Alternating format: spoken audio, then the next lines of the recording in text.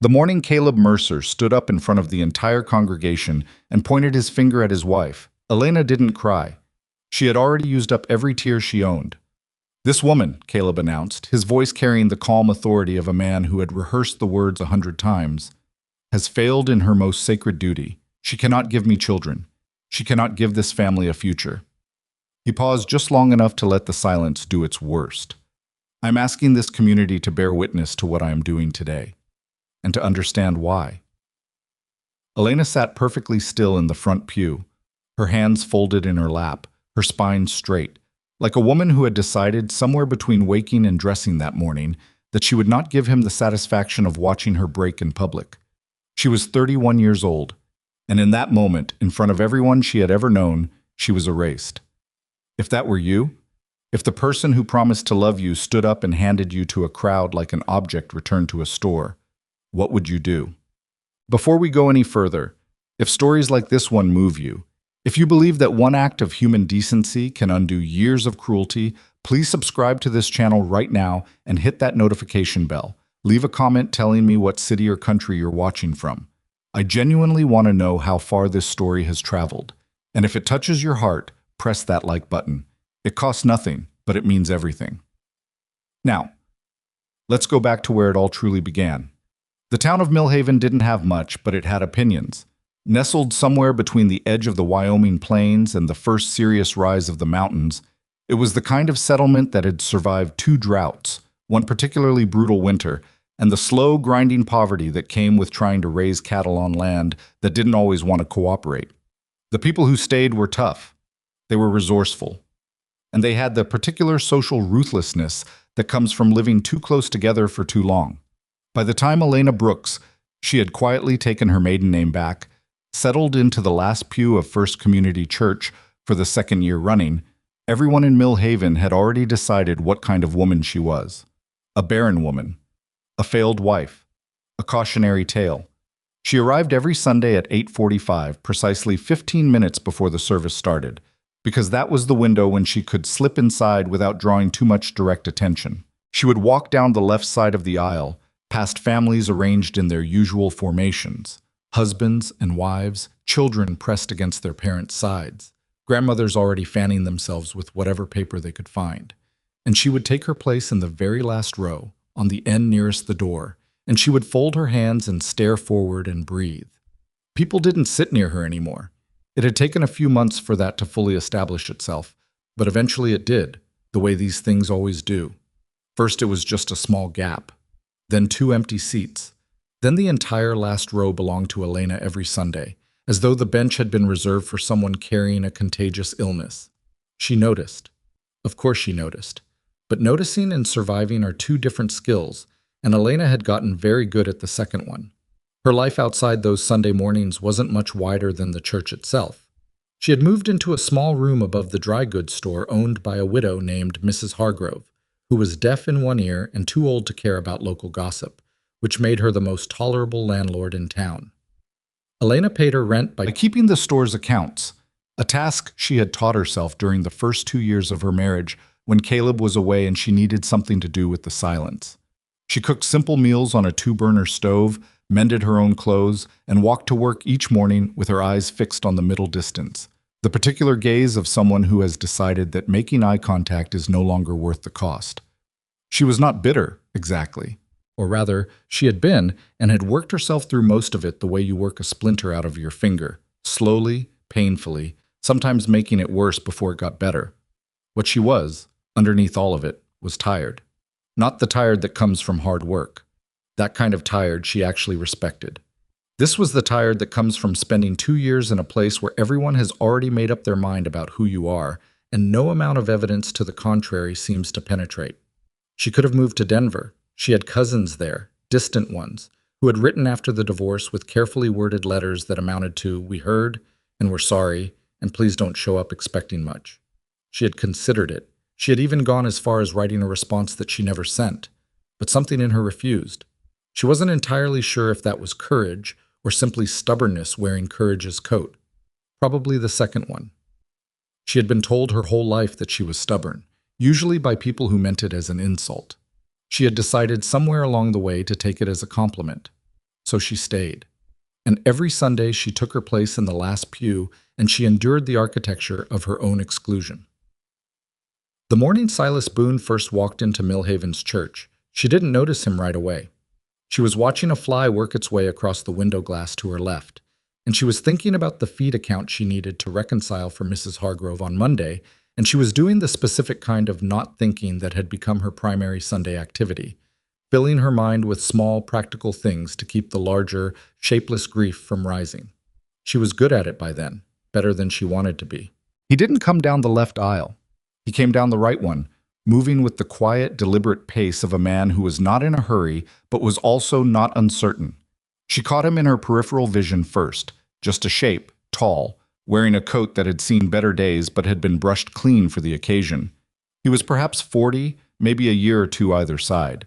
His face had the particular weathering that came from years of outdoor work, not the fashionable ruggedness of a young man, but the real kind. The kind that settles into the lines around the eyes and the corners of the mouth and stays there permanently. He scanned the church once, the way newcomers do, reading the room. And the room, Elena noted, was full. Every row occupied except the last one, where she sat alone at the end. She watched him register this, watched him look at the last row, watched his eyes find her. Most new arrivals, when they encountered the last pew situation, did one of two things.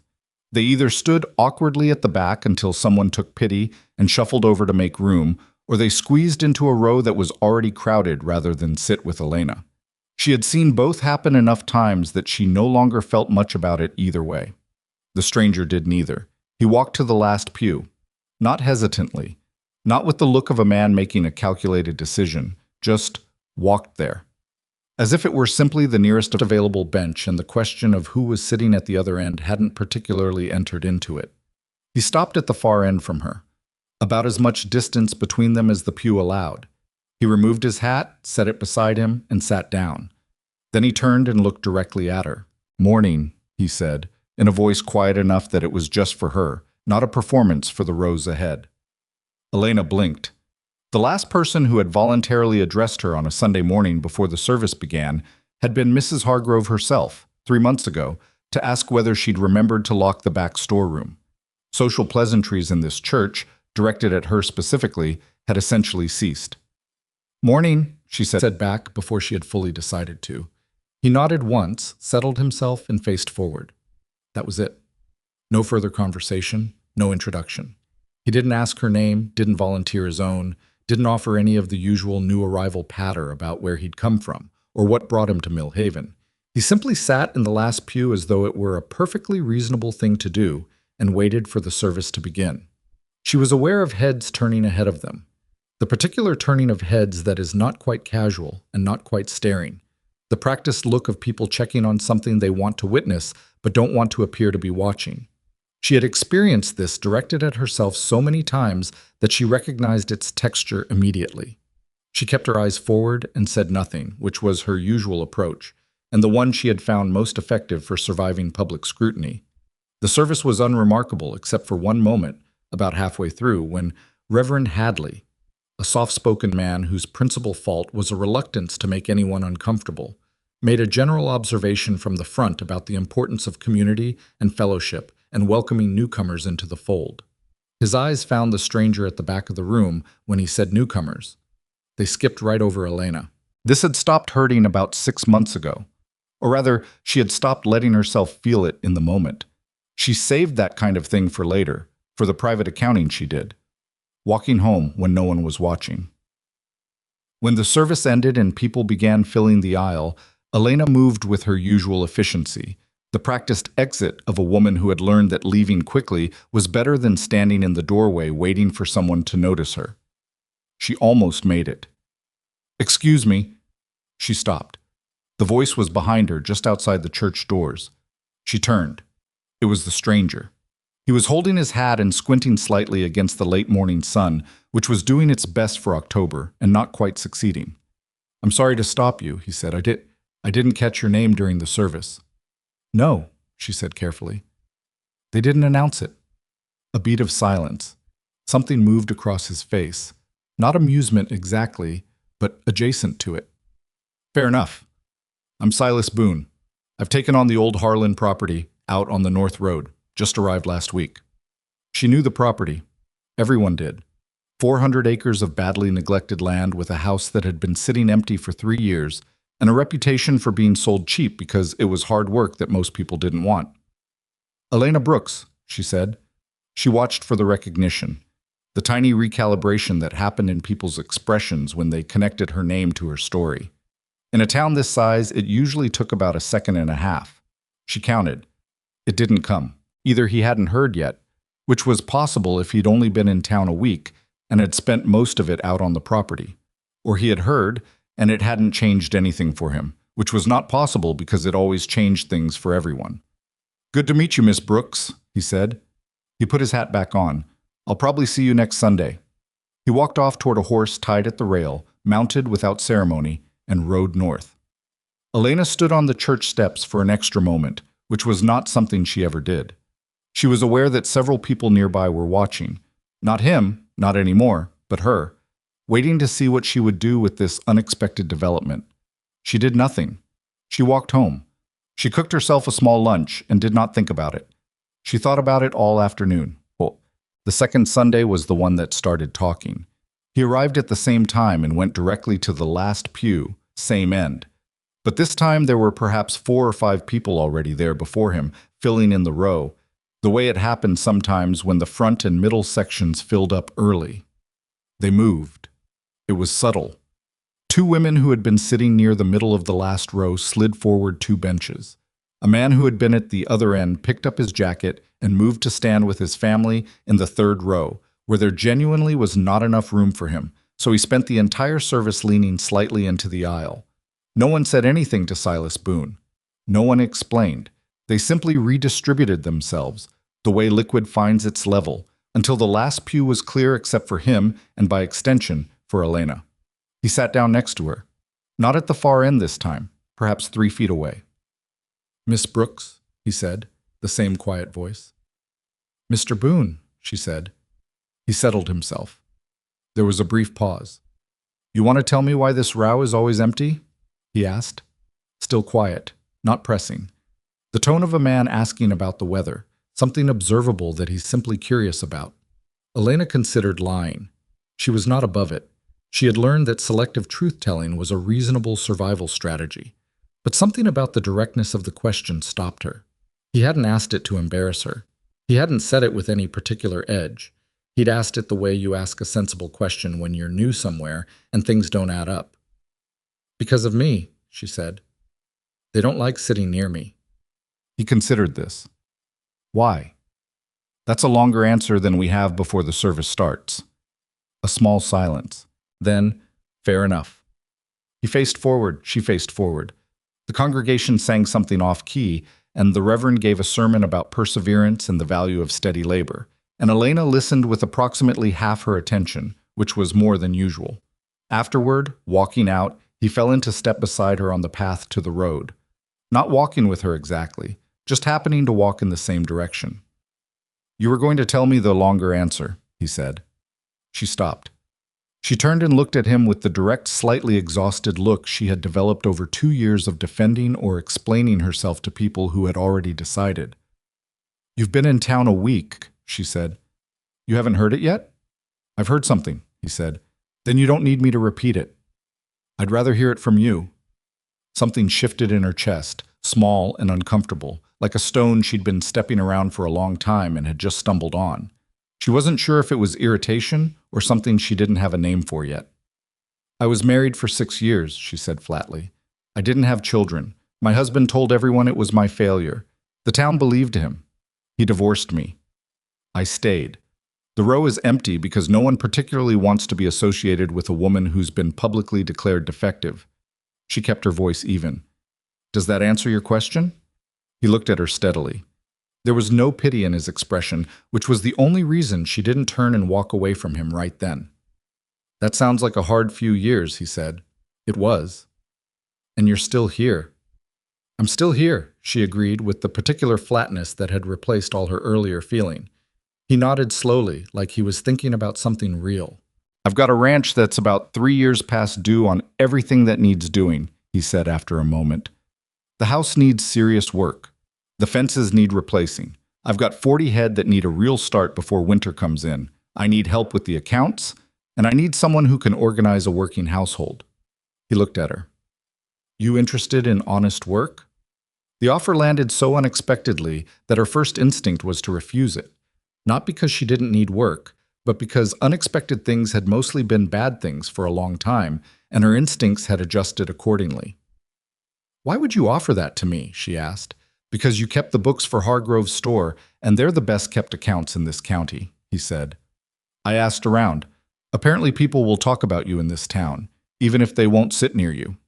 There was no cruelty in it, just the plain fact. She stared at him. "You're either very naive or very stubborn," she said. "Probably both," he said. "You want the work or not?" She thought about the small room above the store. She thought about the Sunday mornings. She thought about Mrs. Hargrove, who was kind in her way but who was also 80 years old and whose store would not outlast her much longer. She thought about the cousins in Denver and their carefully worded letters. "When do you need someone to start?" she asked. "Monday," he said, "if you can." She didn't say yes. She said, "I'll be there at 7, which was something more solid than yes and also harder to take back. He put his hat on. 7 works. He walked back toward his horse. She walked home in the thin October light, her heart doing something unfamiliar in her chest. Not hope, she wasn't ready to call it that, wasn't willing to take on that particular risk again, but something adjacent to it. Something with slightly more warmth than simple determination. She still wasn't sure if he was naive or foolish or something else entirely. She supposed she would find out on Monday. What she didn't know, couldn't have known, standing on that road with the wind picking up off the plains and the light going gold and flat across the grass, was that agreeing to show up at 7 in the morning on a crumbling ranch belonging to a man she'd spoken to twice in her life was the decision that would eventually tear Millhaven apart and rebuild something in its place. But that was still a long way off. Right now, she just had to get through Sunday dinner and Monday morning and not let herself believe too much too soon. She was very practiced at that. The problem was, practice had a way of breaking down when you stopped expecting it to. She showed up at 7, not because she had fully decided to trust him, not because she had worked through every reasonable objection she'd raised with herself on Sunday night and Monday morning while the coffee heated and the wind rattled the window glass above the store. She showed up because she had said she would, and keeping her word was one of the few things she still owned outright, one of the small dignities she had refused to let Caleb Mercer or this town or 2 years of deliberate isolation take from her. The North Road in early October was all mud and frosted grass, the kind of morning that couldn't decide if it was still fall or had already given up and become winter. She arrived on foot because the ranch was 2 miles out, and she didn't own a horse, which was a fact she had not mentioned and he had not asked about. She was breathing hard when the property came into view, not from the walking, but from what she saw when it did. The Harlan place was worse than she'd heard. She had known it was neglected. Everyone knew the property had sat vacant for 3 years after old George Harlan died without heirs, and the bank had held it like an embarrassing secret, dropping the price every 6 months until someone finally took it. What she hadn't understood from town talk was the particular quality of the neglect. Not just the fence posts leaning at sorry angles, not just the house paint that had given up and was now peeling in long strips like sunburned skin, but the accumulation of it, the way every small failing had borrowed against the next one until the whole property had a kind of collapsed dignity about it, like a man who had once been respectable and had stopped caring all at once. Silas was outside when she arrived, crouched beside a fence post near the front gate, examining the base of it with the focused expression of someone cataloging damage. He had a piece of wire in one hand and a look on his face that said he'd been at it for a while. He stood when he heard her approach. He looked at her feet, which were muddy from the road, and then at the road behind her. "You walked," he said. "I said I'd be here at 7, she said. "I'm here." He looked like he was going to say something about the walking, and then decided not to. "Right. Come inside and I'll show you what needs organizing." The inside of the house was, in some ways, worse than the outside. Not because it was dirty. He'd clearly done some basic cleaning. But because it was a house that had been lived in once and then thoroughly abandoned, and the resumption of habitation hadn't yet caught up with the abandonment. There were rooms with no furniture, windows with no curtains, A kitchen with the necessary equipment laid out with military practicality and zero comfort. A pot, a pan, a plate, a cup. The provisions of a man who had decided function was enough and hadn't yet decided if it was. "The accounts first," he said, setting a box of papers on the kitchen table. "Harlan left records going back 8 years, but they're a mess.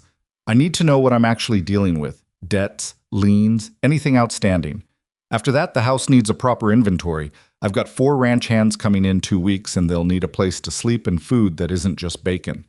She sat down at the table and pulled the box toward her. The papers were, in fact, a mess. Not chaotic exactly, but the record-keeping of a man who had understood what he was doing, but had never expected anyone else to read it. The kind of private shorthand that made perfect sense to its author and very little to anyone else. "I'll need a few days with this," she said. "You've got them." He turned toward the door. "There's coffee on the stove if you want it. I'll be outside." He left. She poured herself coffee, which was strong and slightly burnt and perfectly acceptable, and she opened the first folder and started reading. By noon, she had a preliminary picture that was not good, but not catastrophic, which was roughly what she had expected. The property had 2 small liens from unpaid feed bills, old ones, from before Harlan's death, which the bank should theoretically have settled, but apparently hadn't, either through incompetence or deliberate avoidance. There was also a question about the eastern boundary of the land that the deed described one way and the tax records described another, a discrepancy of perhaps 30 acres. That was the kind of thing that seemed minor until it wasn't. She was still working through the third folder when Silas came back inside for water and stopped when he saw the papers spread across the entire table. "How bad?" he asked. "Not ruinous," she said, "but you should talk to a lawyer about the eastern boundary before you do anything with that section." He poured water, drank it, set the cup down. "What about the liens?" "I can write letters to the feed suppliers. The bank should have covered these, but I'd go directly to the creditors first, explain you're the new owner, and offer to settle." She paused. "They'll take less than the full amount if you move quickly. People would rather have something than keep waiting for nothing." He was quiet for a moment. "You know how to do that?" "I know how to write a persuasive letter," she said, without particular pride. "Just a fact. It's a useful skill when you've spent 2 years in a town that would rather pretend you don't exist." He looked at her steadily, not with pity, which she'd half expected and braced for, with something more like consideration. "I'll pay you for the letters too," he said. "I know you will," she said, and went back to the folders. She came back Tuesday and Wednesday. By the end of the first week, the accounts were organized into something a reasonable person could read. She had drafted 3 letters to creditors and 1 to the county assessor about the boundary question, and she had also, because she couldn't help herself, done a full inventory of the kitchen and written out what would actually be needed to feed 4 working men through a Wyoming winter. She left the inventory on the kitchen table on Friday afternoon without saying anything about it. Saturday morning, he appeared at the door of the dry goods store while she was working the counter for Mrs. Hargrove, who was in the back arguing with a supplier about something. He had the inventory list in his hand. She looked at it, then at him. "You didn't have to write this," he said. "I know. But I need everything on it." He folded it carefully and put it in his coat pocket.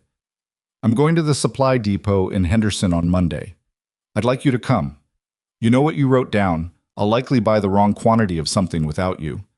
She thought about this. Henderson was 14 miles, a full day's trip. "People will talk," she said. "Not as a warning, exactly.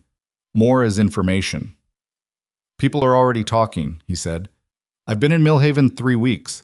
I know what they say about me sitting with you." She hadn't known that he knew. She kept her expression even. And I need someone who can do the arithmetic at the depot before we load the wagon, not after." He met her eyes. "You coming or not?" She thought about Mrs. Hargrove in the back room, who would understand. She thought about 14 miles of road with a man she had known for 3 weeks and already trusted more than most people she had known for years, which worried her slightly. "I'll be ready at 6, she said. Us. The Henderson trip was the thing that fixed the town's opinion, though it might have been fixed already, and they just hadn't admitted it yet. It was nothing dramatic. They went to the supply depot, and she argued down the price on 3 items and caught a billing error that would have cost him $40, and they ate lunch at the depot's adjoining cook shack and rode back in the late afternoon with the wagon loaded and the list fully checked off. It was an ordinary, practical day. But they were seen, and in Millhaven, being seen together was enough. By the following Sunday, the whisper had upgraded itself from a murmur to something with more structure. She felt it when she walked to church. The conversations that halted a beat too late, the looks held just a second past comfortable. Two women she had gone to school with back before all of this crossed the street ahead of her in a way that was definitely deliberate. In the church, when Silas took his seat next to her, closer now, a normal conversational distance, because 3 weeks of Sunday mornings had apparently retired the cautious far-end positioning, she heard it clearly for the first time. The whisper came from the row ahead and to the left, a woman named Dora Finch, who had a voice like a handsaw on a nail and had apparently given up on discretion. "She'll ruin him," Dora said to the woman beside her. "You watch. He doesn't know what she is yet." Elena stared forward. Her hands, folded in her lap, tightened slightly. That was the only movement she permitted herself. Beside her, Silas shifted. She expected him to say nothing. It was the sensible response, the response anyone with self-preservation instincts would have, and he turned his head toward the row ahead. "Mrs. Finch," he said, in a voice quiet enough that it was intimate rather than public, "I'd appreciate if you kept your opinions about my business arrangements to yourself." Dora Finch turned around with the expression of a woman who had not anticipated being addressed. Her mouth opened.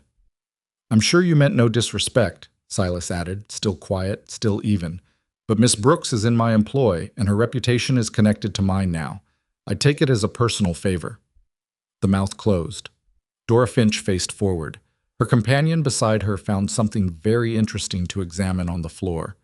Elena did not look at him. She stared at the front of the church and breathed steadily. "You didn't have to do that," she said, barely audible. "I know," he said. She kept looking forward. "It'll make things worse." "Probably." "Then why?" Small silence.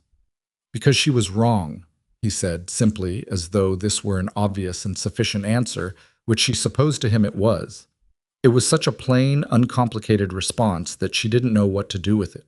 She had become so accustomed to the complicated calculations people made, the weighing of association cost, the arithmetic of reputation, that simple decency had started to feel foreign, like a word in a language she used to speak fluently and had almost forgotten.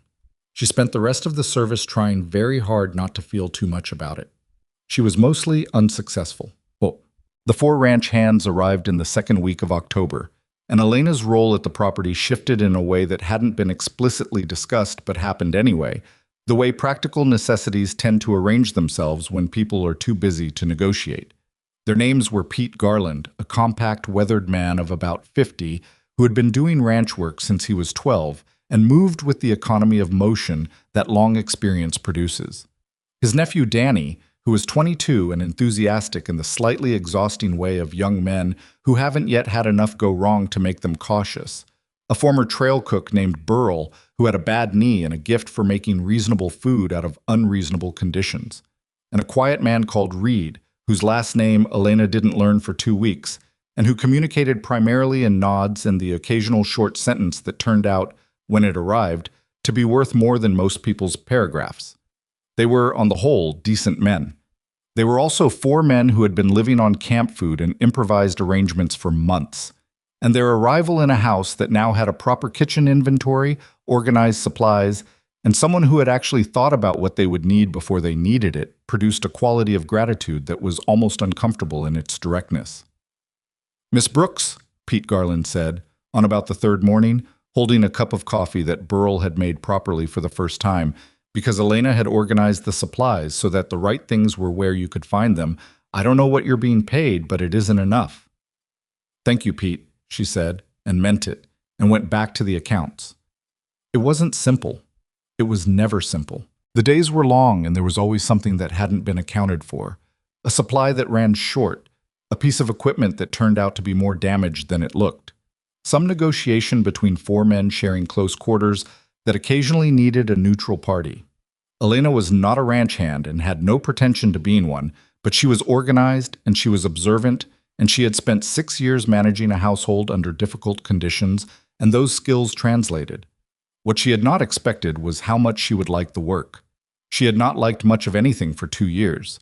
She had endured things and found some of them tolerable, and occasionally found moments of quiet satisfaction, a well-balanced account, a problem solved cleanly. But the particular pleasure of being genuinely useful, of watching a place improve through her own labor, of having Pete or Danny or even the sparse Reed acknowledge something she'd done well, this was new. Or rather, it was old, and she had forgotten it, the way you forget what full feels like when you've been hungry long enough. She caught herself sometimes, at the end of a long day when she was walking back to Millhaven in the failing light, doing something she hadn't done in longer than she could precisely calculate. She was not quite looking forward to tomorrow, but she was not dreading it either, and after 2 years, the neutral ground between those two things felt like progress. The town noticed the improvement in the Boone property before it was quite ready to acknowledge it openly. This was the particular dynamic of small communities. They would wait until something was undeniable before they would discuss it honestly, but they would not stop watching in the meantime. And the Boone Ranch, by mid-October, was becoming undeniable. The fences were going up properly. The cattle, 38 head, Elena had counted them in the inventory, were on a feeding program that Pete had approved and Danny had implemented with more care than you'd expect from a 22-year-old who was still mostly enthusiasm. The house, while not beautiful, had become functional in the way that suggested someone had actually thought about it, which in working ranch country was sometimes more valuable than beautiful. Silas rode into town for supplies every week and paid his bills promptly, which in a town that had been burned by more than one man who came out from the east with grand plans and a short attention span for hardship, carried a particular social weight. He was polite without being ingratiating, direct without being rude, and he had the quality of patience, a real working patience, not the performed variety, that men who worked the land either developed or abandoned within the first few years. The town was warming to him. Elena could see it happening, the gradual recalibration of opinion that communities undergo when someone keeps failing to behave the way they've been fitted for in the local imagination. The problem was that their warming to Silas ran directly against their established position on Elena, and the two things couldn't coexist without friction. She heard it most clearly through the ranch hands. Pete mentioned, without being asked, that a man named Warren Cole, who ran the largest spread in the valley, and whose opinion carried the kind of weight that came from owning the water rights to 2 creeks, had asked him in passing how the Boone Ranch was shaping up. Pete had said it was shaping up well. Warren had asked who was doing the management. Pete had told him. The silence that followed, Pete said, had been the specific variety of silence that meant someone had just been handed information that complicated something they'd already decided. Elena filed this away without commenting on it. She had become very good at knowing which pieces of information needed to be kept and which could be released without consequence. What she was less prepared for was the afternoon in late October when she arrived at the ranch to find Caleb Mercer's horse tied at the gate. She stopped walking. Caleb was inside. She could hear his voice through the open window, that particular carrying quality that he had, the voice of a man who had spent years assuming he should be heard in every room he entered. She couldn't make out the words, but she recognized the tone, the reasonable, authoritative tone he used when he was establishing something, laying down the terms of how a conversation should go. She stood outside for 30 seconds longer than she needed to. Then she walked in. They were in the front room. Caleb was standing. He always stood. It was a preference of his. It gave him the height advantage in most conversations. And Silas was leaning against the wall with his arms crossed and an expression on his face that she couldn't immediately read. Both men looked at her when she came through the door. Caleb's face did the thing it did when he encountered something that required rapid adjustment. He had always been quick at that, at reshuffling his expression into whatever served best in a given moment. He settled on a version of surprised warmth, which was the most sophisticated of his available options and therefore the most dangerous. "Elena," he said. "Caleb," she said. She set her bag on the table and looked at Silas. "I have the updated ledger from the assessor's office." Silas uncrossed his arms. "Good. Leave it on the table." She could feel Caleb watching her do this. She could feel him watching the way she moved through the space, comfortably, purposefully, the specific ease of someone who had been in a place enough times that it had stopped being foreign. She knew what he was calculating. I was just telling Mr. Boone, Caleb said, to the room in general and to her specifically, in a tone designed to make it sound like he was continuing rather than redirecting, about some of the history of this area, things a new man should probably know. I appreciate that, Silas said. His voice was neutral in the way that Elena had learned, over the past month, meant he was paying very close attention. Not hostile, not warm, simply attentive. There are some folks in town, Caleb continued, who are concerned. Well-meaning folks, you understand. They've seen some situations, not unlike the current one, that didn't end well. And I felt, as someone who has been a part of this community for a long time, that it was my place to, well, to offer some perspective. There was a silence. Silas looked at Caleb. Then he looked at Elena. Then he looked back at Caleb. Mr. Mercer, he said, I appreciate you coming out. I know the road isn't easy this time of year. He pushed himself off the wall. But I'll tell you plainly that I hire based on the quality of work I see in front of me, and the work I see is the best I've come across. So I'm not much interested in perspectives on the arrangement. He moved toward the door, which was the gentle but unambiguous version of ending the conversation. Safe ride back. Caleb's expression went through several things quickly.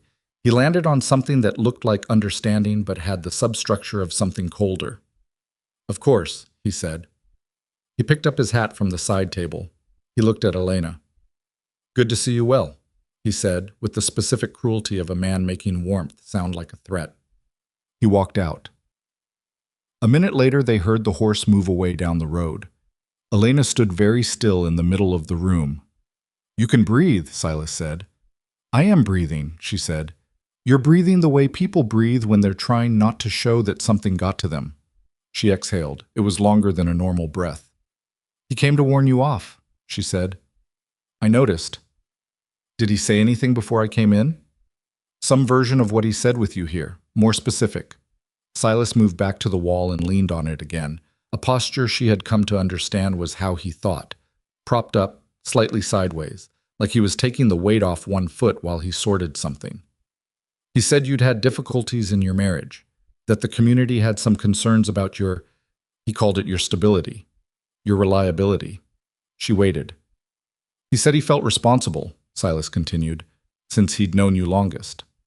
Something bitter moved through her, and she swallowed it with the practice of long habit. That's elegant, she said. He always was good at that. Silas looked at her. Is there anything he said that's true? About the reliability? She met his eyes. In 6 weeks, have I done anything unreliable? No. Then you have your answer. He nodded slowly. Yeah, he said. I do. It wasn't an absolution. She hadn't asked for one, but the simple directness of it, the I looked at the evidence I have, not the story I've been told quality of it, settled into something in her chest and stayed there. She picked up the ledger and opened it. The assessor clarified the eastern boundary. You were right. The bank miscalculated and you own the full acreage. I wrote it out on page 3. He came to the table and looked at page 3. For a few minutes, there was only the sound of the wind off the plains, and Pete's voice somewhere outside giving Danny instructions about something he'd already explained twice, and Danny apparently still hadn't gotten. Elena, Silas said. Yes. I'm going to need more help through winter, not just the accounts. He closed the ledger. The hands will need someone coordinating the household end. Burl can cook, but he can't manage.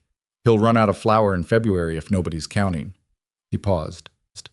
I'd like to increase what you're making, and I'd like you to have the spare room here if you're willing to take it, so you're not walking 2 miles in January when it's 20 below.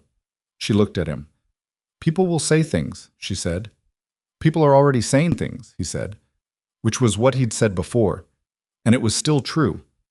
And it was still apparently not something that functioned as an argument for him.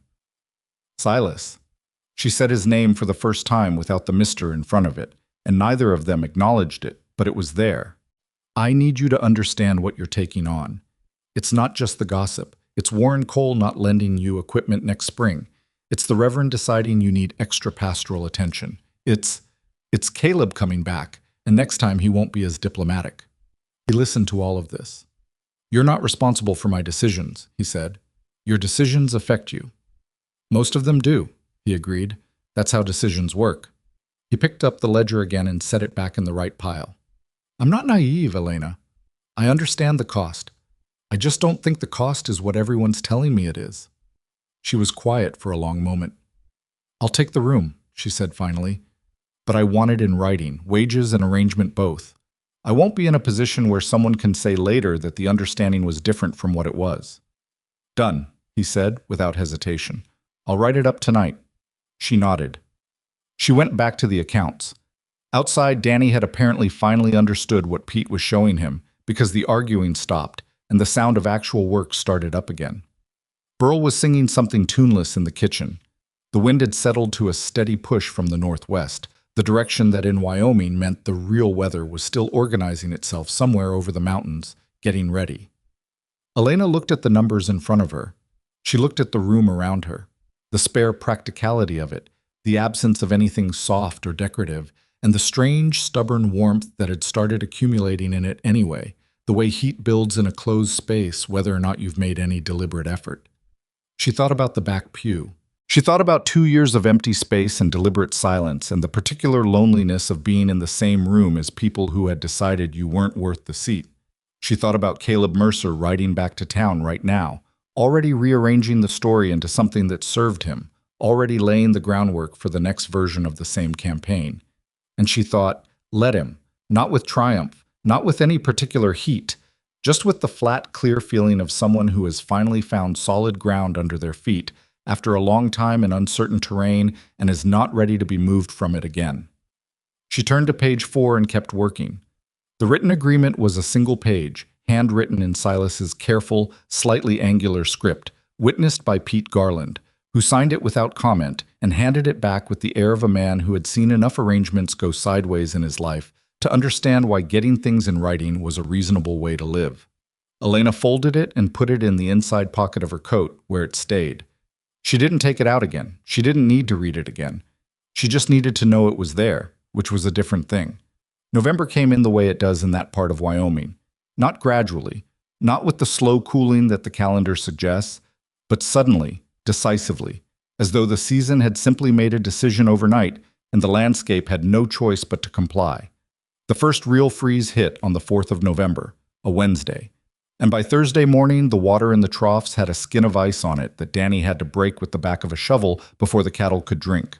Elena moved her things from the room above the store on a Saturday, which was the most practical day because Mrs. Hargrove's store was busy, and there was less opportunity for observation. She had told Mrs. Hargrove the previous week, partly out of respect and partly because the old woman would have found out within 48 hours regardless, and Elena would rather she heard it directly. Mrs. Hargrove had listened with the focused attention she gave to everything, compensating for the deaf ear with the good one. "He seems like a decent man," she said when Elena finished.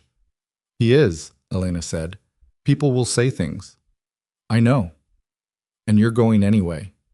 It's better work and better pay, and I won't have to walk 2 miles in January," Elena said, which was all true and was also not the complete answer, and Mrs. Hargrove was old enough and sharp enough to understand this, and was also wise enough not to say so. "Come see me on Sundays," she said instead, "before church. I'll have coffee." It was the most uncomplicated kindness Elena had received in 2 years, and it nearly undid her. She said she would, and she meant it, and she left before the feeling in her chest could find its way to her face. The move itself took 1 trip. She didn't own much. The spare room at the ranch was small, barely enough for the iron-framed bed and a chest of drawers and a hook on the wall for her coat. But it had a window that faced east, which meant light in the morning, and it had a door that closed properly, which was more than she'd had above the store where the latch had been broken since September, and she'd fixed it 3 times and it kept working loose. She set her things down. She hung her extra dress on the hook. She put her small collection of books on the top of the chest of drawers. She sat on the edge of the bed and looked at the window. Outside, Pete was explaining something to Reed in the yard. The cattle were making the low, discontented sound cattle make when the temperature drops, and they want everyone to know about it. From the kitchen, she could smell Burl's attempt at biscuits, which were never quite right, but were always earnest. She had not felt at home anywhere in 2 years. She was not sure she felt it now exactly. But she felt something adjacent to it, something with the right general shape, something that she thought might grow into the real thing if she didn't examine it too carefully too soon. She stood up and went to help with dinner. The proposal arrived in early December, on a Thursday evening, and it arrived badly. By which she meant it arrived with no ceremony, no particular staging, no warning. Silas was bad at that kind of thing. She had learned this about him over 6 weeks. He was organized and perceptive and steady, but he had no instinct for the emotional architecture of a moment, the way some people seem to know by nature when something ought to be given more space. He experienced a thought, and then he said it, the way you'd hand someone a tool they needed, and he was always slightly surprised when the directness landed harder than he'd intended. They were sitting at the kitchen table after supper. The hands had gone to the bunkhouse, which Silas had finished insulating in the second week of November, and the kitchen was quiet except for the stove and the wind working on the windows from outside. Elena was reviewing the supply inventory for December. Silas was cleaning a bridle that had needed cleaning since October and he'd kept not getting to it. He said, without looking up from the bridle, "I think we should get married." Elena stopped writing. She looked at the top of his head, bent over the leather in his hands. "I think we should get married," he said again, as though the problem had been volume. She put her pen down. "Silas, I know how it sounds. Do you?" He looked up then. He had the expression of a man who has rehearsed a conversation extensively and it is going sideways earlier than he planned. "I've been thinking about it for a while." "How long is a while?" "Since Henderson," he said. "Maybe before." Henderson had been 6 weeks ago. She processed this with the particular stillness of a person receiving information that requires significant reorganization of several things at once. "That's," she started. "I know it's fast. I was going to say that's before you had any real reason. I had plenty of reason." He set the bridle down. "You negotiated $40 back out of a supplier who'd been overcharging men twice your size for a decade, and then you caught a billing error on the way home that I would never have caught. And you didn't make a production of either thing. That was reason enough." She stared at him. "You want to marry me because I'm good with numbers?" "No," he said, patient and slightly exasperated in the way he got when he thought he was being misunderstood. "I want to marry you because of what the numbers represent, which is that you're competent and careful and honest, and you've kept all of those things intact after 2 years of a town doing its level best to grind them out of you." He paused.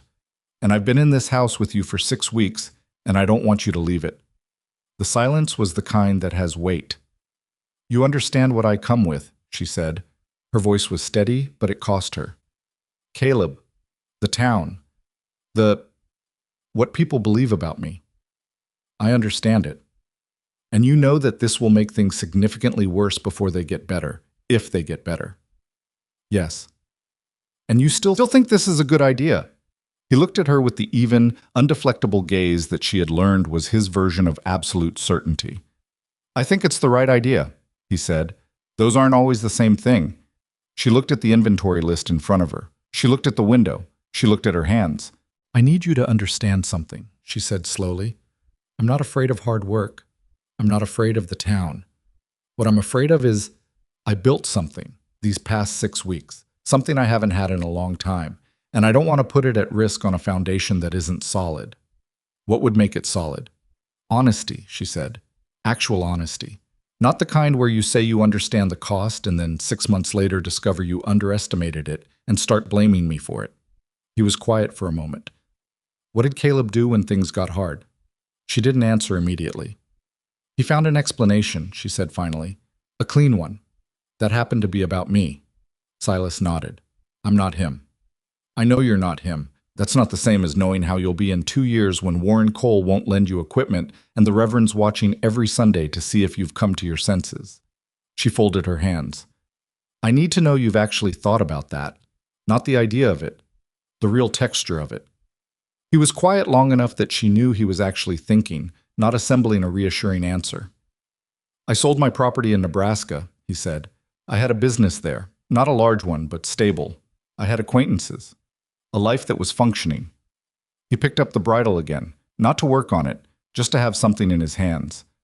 "I came here because I wanted something real. Not comfortable. Real." He looked up. "If I wanted comfortable, I'd have stayed in Nebraska and married the widow Schaefer, who made it fairly plain she was available." Despite herself, Elena said, "The widow Schaefer." "She made very good pie," he said, with complete seriousness. and I liked her perfectly well. But I didn't come out here for pie. He set the bridle down again. I'm telling you I know what I'm trading. I'm not telling you it won't be hard. I'm telling you I've weighed it, and I want this more than I want the easier thing. She sat with that for a long time. Ask me again in the morning, she said finally. He nodded. He picked up the bridle. She picked up her pen. In the morning, over coffee, before either of them had said anything else, she said, yes, but in writing. He laughed, a short, real sound, surprised out of him, and she felt something loosen in her chest that she hadn't known was tight. The wedding was in December, on the 15th, a Thursday, because Silas said he didn't see the point in waiting, and Elena agreed with him. It was witnessed by Pete and Burl and Mrs. Hargrove, who wore her good hat and cried quietly and denied it afterward. Reed was there too, standing at the back with his hat in his hands, and nobody had specifically invited him. But nobody had not invited him either, and afterward he shook Silas's hand and nodded at Elena. And that was as much of a speech as anyone expected from him. The town's response was swift, and in its way, comprehensive. Warren Cole announced at the feed depot the following Monday that he was reconsidering a grazing arrangement he'd been discussing with Silas. The arrangement had never been formally agreed upon, which meant it couldn't be formally canceled, but the reconsideration was public and pointed. Dora Finch organized a meeting of the Ladies' Aid Society, at which Elena was not invited but was comprehensively discussed. The Reverend preached a Sunday sermon the week after the wedding about the importance of community wisdom in matters of the heart, and kept his eyes carefully aimed at the middle of the congregation where they wouldn't have to land on Silas and Elena in the last pew. It was worse than before, not catastrophically, but meaningfully. The kind of worse that has daily texture. And then winter hit in earnest, and the social mathematics of Millhaven became temporarily irrelevant because there were more immediate and concrete problems. The first major storm came on the 22nd of December, a week after the wedding, and it arrived with the absolute conviction of a storm that has been planning this for months. 3 days of wind and driving snow that piled against the fence lines and buried the lower gate entirely, and pushed the temperature down to places that made the cattle miserable and the horses worse. And even Pete, who had lived through 30 Wyoming winters, moved with the careful deliberateness of a man who has been reminded that the weather does not care about your plans. They lost 4 head in the first storm. Not to anything dramatic, to the cold, the accumulated cold. 2 animals that had been weakening already and that the storm tipped past the point of recovery. Silas found them on the morning of the 25th, and Elena watched him stand in the snow beside them for a moment without saying anything, and she knew he was doing the arithmetic. Not the emotional arithmetic, but the real kind, the feed cost and the projected loss, and how it affected what came next. And she knew without him saying it that the loss of 4 head before February was a problem with a long tail. She didn't say I'm sorry because it was inadequate. She said, I'll recalculate the feed projections today. We might need to adjust the grain ratio. He looked at her. Something in his face settled. Yeah, he said. Let's do that. January was harder. The second storm came on the 10th and lasted 5 days, and this time the damage was not just livestock. Danny took a bad fall on ice in the yard and cracked 2 ribs, which meant he was in the bunkhouse for 3 weeks doing nothing more strenuous than breathing carefully, and Pete threw his back out trying to manage what Danny couldn't, and for 2 weeks Silas was doing the work of 3 men while Reed did the work of 2, and Elena redistributed every task on the daily schedule and stayed up past midnight recalculating what was possible with the reduced capacity. She did not complain, not because she was above it, but because there was nobody to complain to. Silas was too tired at the end of the day for anything that wasn't sleep, and the hands were managing their own suffering, and complaining in a vacuum is just talking to yourself, which she'd been doing enough of for 2 years. What she did instead was work.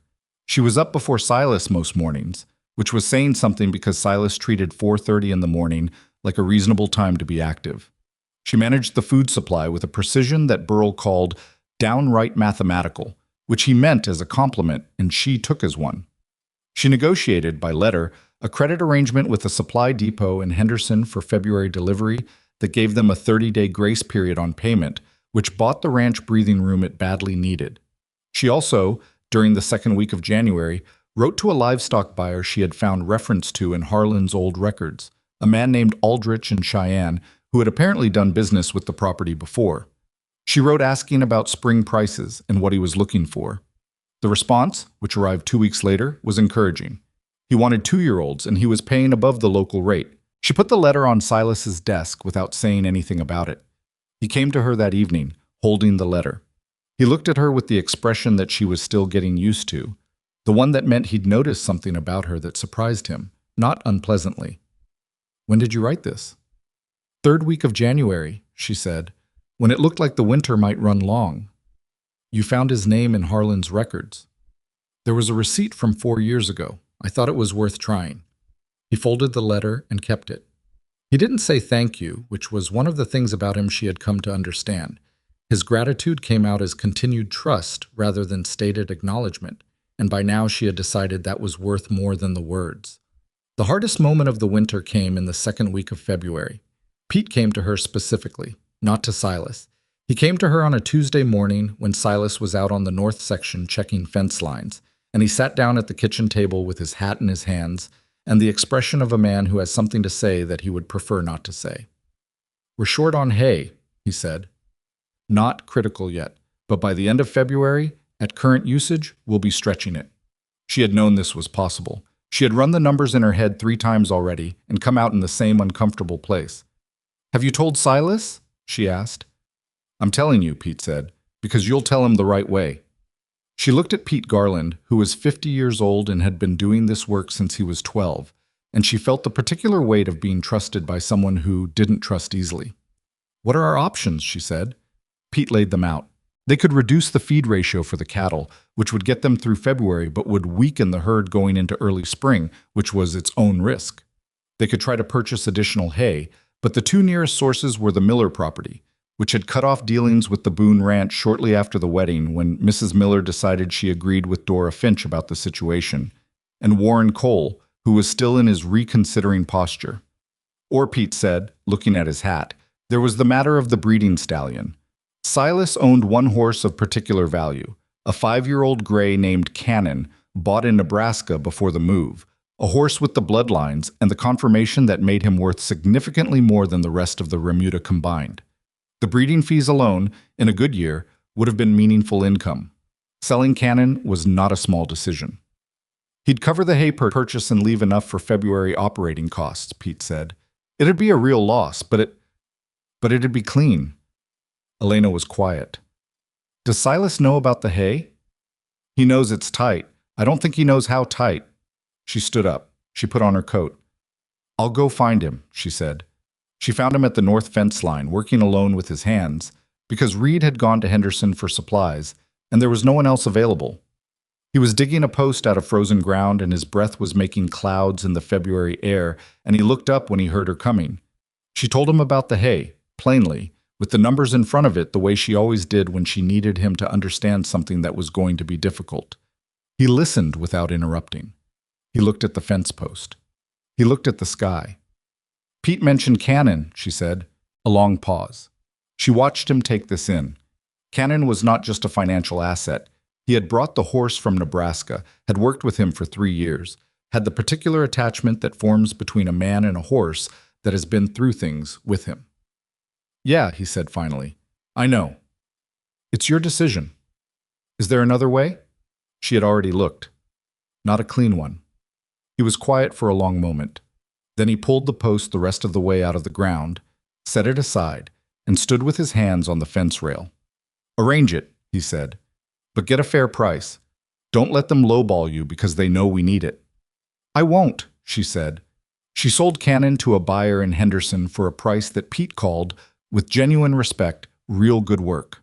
The buyer had offered less, and she had said no twice, and explained with complete composure exactly what the horse was worth and why, and the buyer had eventually agreed with her because she was factually correct, and he knew it. The money covered the hay and the February costs and left a small reserve. The ranch didn't collapse. The cattle came through February weak but alive. Danny's ribs healed. Pete's back improved to the point where he stopped mentioning it, which was his version of recovered. By the first week of March, when the temperature lifted enough for the ground to remember it was supposed to thaw, they had come through. Not cleanly, not without cost. The loss of Cannon was real, and Elena knew it every time she saw Silas look at the empty stall in the way he did sometimes, quickly, and then look somewhere else. The financial reserve was thin. The relationship with half the town was no warmer than it had been in December. But they had come through, and one evening in the middle of March, when the light was staying later and the cattle were moving with the slightly more energetic quality that animals get when the pressure of deep winter finally releases, Elena stood at the east-facing window of her room and watched the last of the daylight go gold across the hills, and she noticed it the same way you notice something you realize you've been aware of for a while without quite examining it, that her body felt different. She stood at the window for a long time. Then she sat on the edge of the bed, in the same spot she had sat on the first day she'd moved in, and she counted back through the months with the systematic care she applied to everything, and the counting came out to the same answer 3 times. She didn't tell Silas that night. She lay awake in the small room with the east window and the knowledge sitting in her chest like something breakable. And she thought about the congregation 2 years ago watching her become nothing. And she thought about Caleb Mercer's voice carrying through the church with the authority of a man who believed his own story. And she thought about what it meant to be wrong about yourself for so long that you'd started to believe it too. She thought, I don't know how to feel this, which was the most honest thing she had thought in a long time. She fell asleep before she worked out an answer, and in the morning the light came through the east window the same as it always did, and she got up and made coffee and stood in the kitchen while the ranch woke up around her, and she held this new thing inside herself quietly, not ready yet to hand it to anyone else. Not even him. Not yet. But soon. She told him on a Sunday morning before church. Not because Sunday was meaningful to her in the way it had once been. Not anymore, but because it was the one morning of the week that had a different rhythm. Slower, quieter. The hands sleeping in past 5:30, the ranch breathing at a different pace. And she needed that particular quiet around her when she said it. She had been holding it for 11 days. 11 days of doing the accounts and managing the kitchen inventory and watching the cattle come gradually back to themselves in the March thaw, and carrying this one thing inside her like something she hadn't yet decided what to do with, which was not quite accurate. She knew exactly what to do with it. She just needed to be ready to hand it over. He was at the kitchen table with his coffee when she came in. He looked up. She had been trying to arrange her face into something neutral, and she had apparently not entirely succeeded because he put his cup down and said, "What's wrong?" "Nothing's wrong," she said. She sat down across from him. She put her hands flat on the table. "I'm expecting," she said. The silence lasted 3 seconds. She counted them. His face did several things in those 3 seconds. Not the performed things, not the wide eyes and the sudden smile of someone enacting the expected response. The real things. Something moved across him that was closer to shock first, and then something that opened up behind it that she didn't have a precise name for, something large and slightly unsteady. "You're sure," he said. "I've been sure for 11 days. 11? You've known for 11 days. I needed to be certain before I said it out loud." She watched him. "And I needed to know how I felt about it first." He leaned back in his chair. He put a hand over his mouth briefly, the gesture of a man trying to contain something. "How do you feel about it?" This was the question she had been sitting with for 11 days, and she had worked out an answer that was honest, if not complete. "I feel like I've been handed something I spent 2 years being told I'd never have," she said. "And I don't entirely know what to do with that yet." She paused. "It doesn't feel the way I thought it would. It doesn't feel like victory. It feels more like the ground shifting." He looked at her steadily. "Does it feel like something you want?" "Yes," she said, without hesitation. That part she was clear on. The confusion was not about the wanting. He nodded slowly. He picked up his coffee and set it back down without drinking it. 11 days, he said again, not with reproach, just turning it over. "I wasn't keeping it from you," she said. "I was keeping it with me for a while. There's a difference." "I know there is." He looked at her. "Are you well? Have you been—" "I'm fine, tired, some mornings. But I've been managing harder than tired for months." Something in him relaxed slightly. Then he said, "We should tell Dr. Whitmore." Dr. Aldous Whitmore had been the town physician in Millhaven for 23 years. He was the man who had been called when old Harlan had his final episode, The man who delivered most of the settlement's children and diagnosed most of its ailments and kept counsel about what he knew, with the particular professional discretion of a man who understood that, in a small town, information was its own kind of currency and had to be handled carefully. I was also, Elena knew this, had known it since the early days of the divorce proceedings. The man Caleb Mercer had spoken to when establishing the official version of why the marriage had failed. The exact nature of that conversation she had never been able to determine. She only knew that Dr. Whitmore had not contradicted Caleb's account publicly, which in this town amounted to a form of confirmation. She had not visited him since before the divorce. She had managed her own minor ailments with the remote, cautious self-reliance of someone who distrusts the local medical opinion. Yes, she said, because despite her reservations, it was the practical thing. I'll go this week. She went on Tuesday. The doctor's office was on the main street, 2 buildings down from the post office, and the waiting area had the particular smell of all medical waiting areas, something antiseptic and something underneath it that was just time, accumulated time. All the anxious hours people had spent sitting in that space, waiting to be told what was happening inside their bodies. Dr. Whitmore was in his 60s, a thin man with careful hands and eyes that had seen enough of life to have lost most of their capacity for surprise. He examined her with professional thoroughness and confirmed what she already knew, and then he stood at his desk and wrote a few notes, and there was a silence that went on longer than it needed to. She watched him. "You have something to say," she said. He looked up. His expression was the specific configuration of a man who has been carrying something and is not sure whether this is the moment to set it down. "You're in good health," he said. "Everything presents normally. You should expect, barring complications, a healthy pregnancy." He paused. "Early September, I'd estimate." "Thank you," she said. She picked up her coat. "Mrs. Boone." She stopped. He was looking at her with an expression she couldn't immediately categorize. Not pity, not the cold professional neutrality he'd maintained during the years when she had effectively ceased to exist in his official concern. Something more uncomfortable than either. "I'd like to say something," he said, "if you'll allow it." She put her coat back over the chair. "All right." "When Caleb Mercer came to me," he said slowly, "in the months before your divorce, he asked me certain questions about the circumstances. What might cause a marriage to be without children?" He stopped. He started again. "I answered his questions, in general terms. I did not examine you. I had no medical basis for any conclusion about you specifically." Another pause, longer. "I should have said that plainly at the time. To anyone who asked, I did not say it." Elena stood very still. "Why are you telling me this now?" she said.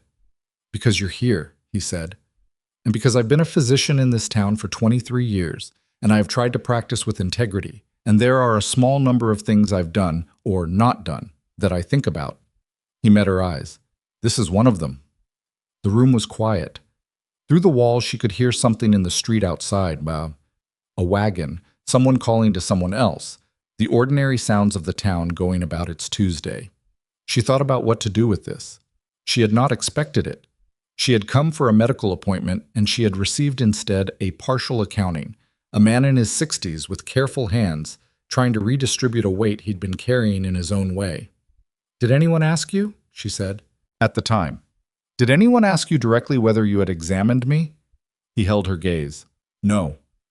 "They assumed." "They assumed." She nodded. She picked up her coat. "I appreciate you telling me," she said. Which was true and was also not everything she felt about it, but was what she had available to say in this room on this Tuesday in March, when the ground was still shifting under everything. She walked out into the street and stood for a moment in the thin spring sunlight, and felt the specific quality of anger that comes not hot, but cold, the kind that doesn't burn, that simply clarifies, the way cold air clarifies the outline of a landscape that was blurry in heat. He had never examined her. He had answered Caleb's general questions and let the town draw the conclusions Caleb needed them to draw, and then he had remained silent while those conclusions were handed to her like a sentence. She stood in the street and breathed until the clarity settled into something she could carry without it running over. Then she walked back to the ranch and told Silas. He listened. He did not interrupt.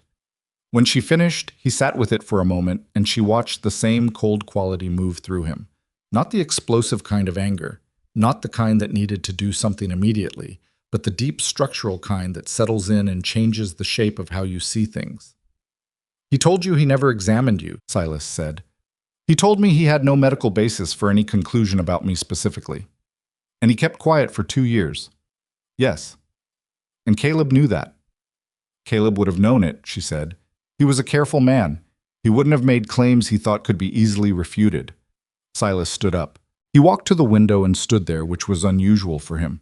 He was not a pacer, not a man who needed to move to think. The stillness of him standing at the window told her more than movement would have. "What do you want to do?" he said after a while. This was the question. She had been walking with it since she'd left the doctor's office. "I don't know yet," she said honestly.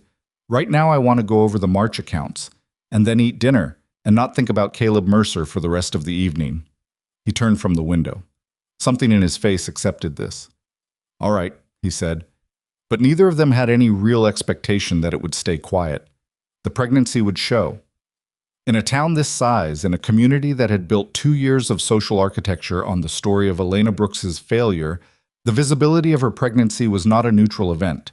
It was a fact that would require the town to reconcile itself with something it had decided was impossible, and communities do not reconcile themselves with uncomfortable facts gracefully. They do it badly and noisily and with a great deal of redistribution of blame. What Elena had not anticipated was how fast the noise would arrive. By mid-April, she was showing enough that it was no longer something she could manage through the choice of her clothing, and the first person to remark on it publicly was not someone she would have predicted.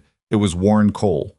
He came to the ranch on a Thursday, ostensibly about a boundary question involving a shared fence line on the southern edge of the Boone property, a question that had been open since November and could have been raised at any time, but was being raised now. Elena answered the door because Silas was out with Pete assessing the spring pasture condition, and she and Warren Cole stood on the front step and discussed the fence line for approximately 2 minutes before his eyes moved and his expression changed. He was not a cruel man, she thought. He was a man of fixed opinions who had grown accustomed to those opinions being correct and had therefore developed limited infrastructure for managing the occasions when they were not. "Mrs. Boone," he said, and stopped. "Mr. Cole," she said. He looked at her with the expression of a man whose mental furniture has been abruptly rearranged in a room he thought he knew well. "I'll talk to Silas about the fence line," he said after a beat. "He'll be back by 4, she said. Warren Cole left. She went back inside and stood in the kitchen for a moment and thought, "Here it comes." She was right. The mechanism that moved information through Millhaven was efficient and relentless, and by Sunday of that week she could feel it in the church. The particular quality of attention that is not casual, the looks that came from the rows ahead and were redirected too slowly, the conversation that fell off when she passed. Dora Finch, to her credit or her fault, said it directly. She cornered Elena after the service, outside, with the particular determination of a woman who has decided that someone needs to be confronted and has appointed herself to do it. There were 3 other women with her, all standing slightly behind her in the formation that means, "I'm here, but this isn't technically my confrontation." "I heard something," Dora said, "and I want to understand it." "Good morning, Dora," Elena said. "Are you expecting?" Elena looked at her. "That's a personal question." "In this community, the situation with your former marriage is none of your business," Elena said, with perfect evenness. "The situation with my former marriage is between me and the people involved, which doesn't include you." Dora's face went through several things. "People have a right to understand." "People have an interest," Elena said. "That's not the same as a right." She picked up the edge of her coat against the April wind. "Good morning?" She walked away. Her hands were shaking slightly, which she kept hidden until she was past the gate and onto the road where no one could see. Not from fear. From the specific effort of saying what she meant directly to a person who had been part of the machinery of her diminishment for 2 years, and doing it without cruelty, without explosion, without any of the things that would have felt satisfying in the moment and been damaging afterward. Silas fell into step beside her. "I heard most of that," he said. "I know. You handled it well." "I was shaking." "I know that too." They walked for a few steps. The road was still soft from the spring melt, and the sky had the particular high blue of Wyoming in April, the kind of blue that seems to go back forever. "They're going to take it to the elders," she said. Not a question. "Probably," he said, "and the elders will want some kind of clarification, some kind of formal accounting." "Let them want it." She stopped walking. He stopped with her.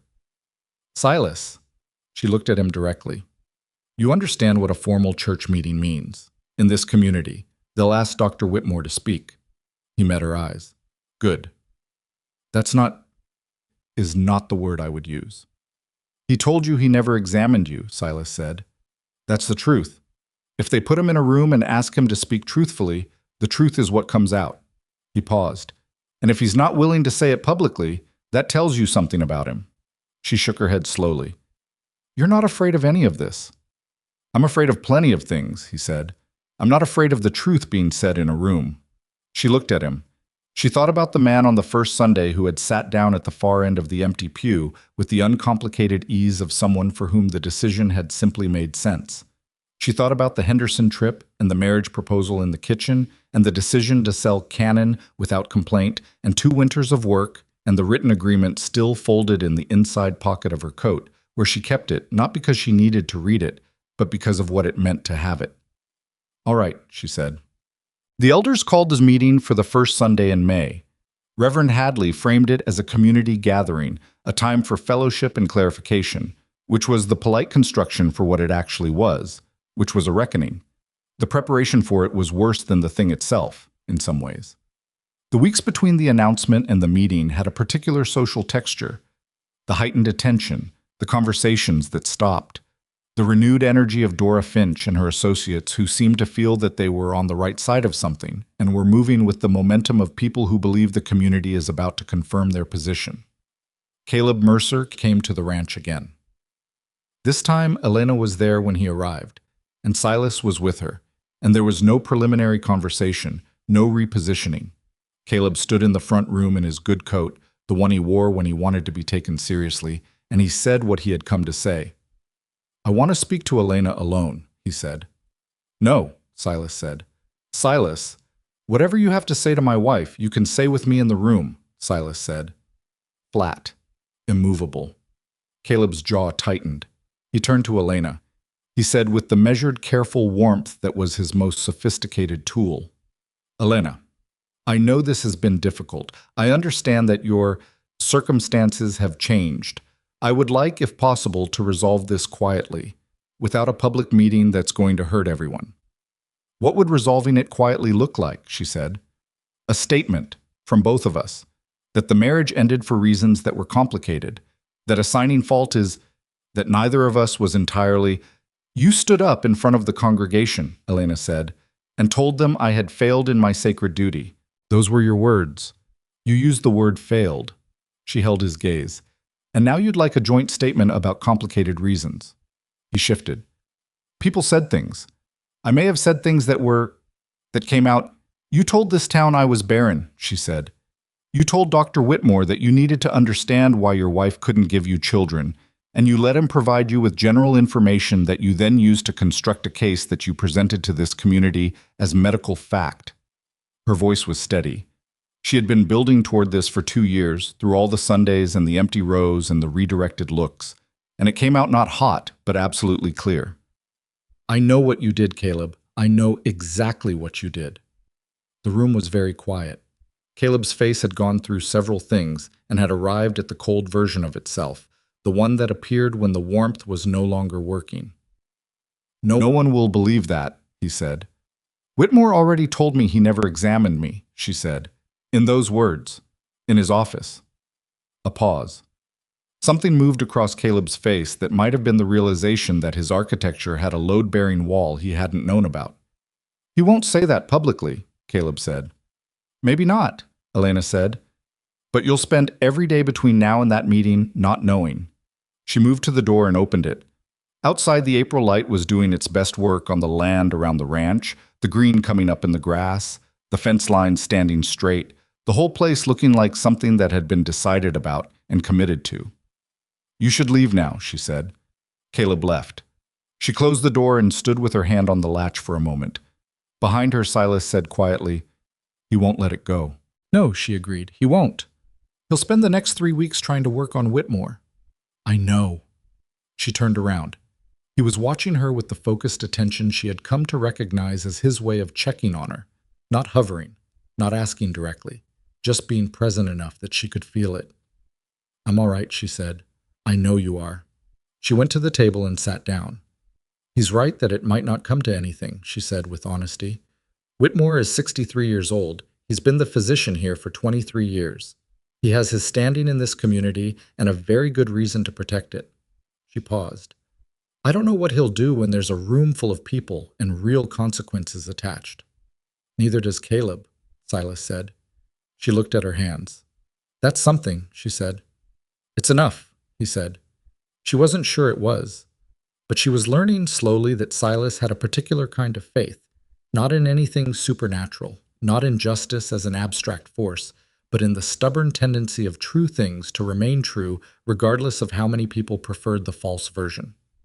It was an almost inconvenient faith because it didn't offer comfort so much as steadiness. The same way a good fence post doesn't make the weather easier, it just doesn't move in it. She had been borrowing that steadiness for months. She supposed she could borrow it a little longer. The May meeting arrived the way everything arrives when you've been dreading it, faster than expected, and with an anticlimactic ordinariness. The same Sunday morning light, and the same mud on the road, and the same bells that had been ringing every week for as long as anyone could remember. The church was full. Not Sunday full, but meeting full, which was different.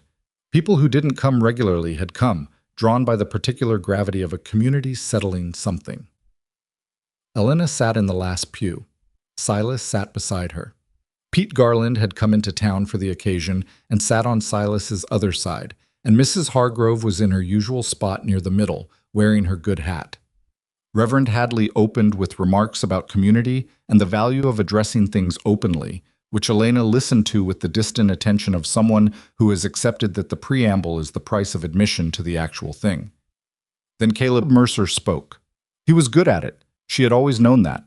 He stood at the front with the assurance of a man who believed the room was essentially his, and he told the story of their marriage, the version he had been telling for 2 years, refined now to its most polished form, the one with the most reasonable-sounding regret and the least visible cruelty. He spoke about his hopes, his disappointment, his concern for Elena's well-being. He managed to frame 2 years of public diminishment as an act of painful but necessary honesty. She sat and listened and kept her hand still in her lap. When he finished, Reverend Hadley asked if there were responses. Silas started to rise. Elena put her hand on his arm. "Let me," she said. He looked at her. He sat back. She stood. She had not prepared a speech. She had thought about it for weeks and had decided that preparing a speech would make it a performance, and she was done with performing things for this audience. So she stood and she said what was true in the order it occurred to her. She said that she had been declared a failure in this room by a man who had made no effort to establish whether that declaration was medically accurate. She said that Dr. Whitmore had told her directly that he had never examined her and had no medical basis for conclusions about her specifically. She said that she was expecting a child in September, which the community appeared to already know, and that this fact required either the acceptance that the previous declaration was wrong or an explanation of how both things could be simultaneously true. Then she said, because she had thought about this particular part the most, "I am not standing here to make Caleb Mercer into a villain for you. People do things for reasons that make sense to them, and they use the tools available to them. And sometimes those tools cause damage they weren't entirely aware of, and sometimes they were entirely aware and chose not to care." She paused. "What I want this community to understand is not what Caleb did. It's what you did. Every person in this room who decided that a powerful man's story was more credible than a woman's silence. You made a choice. You could have asked. You could have waited. You decided not to." She kept her voice level. "I don't say that to wound you. I say it because I stayed in this town, in this church, in that pew." She glanced at the back row. "For 2 years, because I believed that the truth would eventually matter here. I need to know that I was right about that." The room was silent. Then Dr. Aldous Whitmore stood up from his seat in the 4th row. He was 63 years old, and he had careful hands, and he had been carrying this particular weight in the particular way of a man who doesn't acknowledge what he's carrying until he puts it down. "I need to address the congregation," he said. Reverend Hadley, who looked like a man watching a building come down in slow motion, nodded. Whitmore stood with his hands at his sides, and he said, in the measured tone of a man choosing each word with the care of someone who understands they can't be unchosen afterward, "I was consulted by Caleb Mercer in the period before the divorce proceedings. I answered general questions about causes of infertility. I did not examine Mrs. Brooks, Mrs. Boone, at any point. I had no clinical basis for any specific conclusion about her. I should have stated this publicly when the community was drawing conclusions I had allowed to stand." He paused. "I did not. That was a failure of my professional and personal obligation, and I regret it." The silence that followed was the kind that has weight.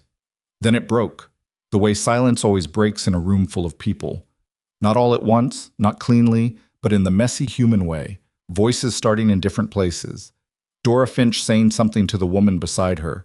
Warren Cole sitting very still with an expression that was working through something complicated. Reverend Hadley gripping the edges of his stand. Caleb Mercer was still standing at the front of the room.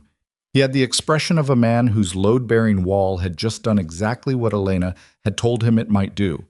The warmth was entirely gone from his face now. What remained was the cold architecture underneath it, stripped of its covering, and Elena saw it for what it was and felt, not triumph, nothing so clean as that, but the specific sensation of a thing that has been held at pressure for a very long time finally being released.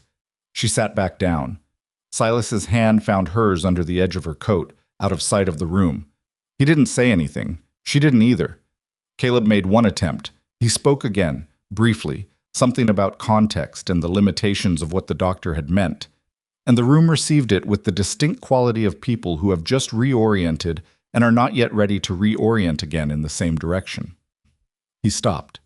He sat down. And the meeting moved on around him. Mrs. Hargrove, from the middle of the room, said in her carrying way, "I think we've heard what we needed to hear." She looked at no one in particular and everyone in general. "I'll have coffee for anyone who wants to come to the store after."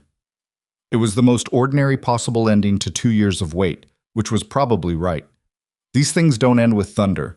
They end with someone offering coffee and the room deciding to accept the offer. Elena looked at her hands. She looked at Silas. She looked at the east window of the church where the morning light was doing what it always did, indifferent to whatever human drama was happening beneath it. She thought about September. She thought about the east-facing window of her room and the sound of the ranch in the morning. She thought about the way Pete Garland had gone out of his way to come to this meeting without being asked, the way Mrs. Hargrove was already reaching for her good hat. She thought about all the ordinary things that had accumulated into this moment, and she understood, sitting in the last pew with the spring light coming through the window, that this was not the ending of anything. It was just where the air had finally gotten clear enough to breathe without effort. The real living was what came after.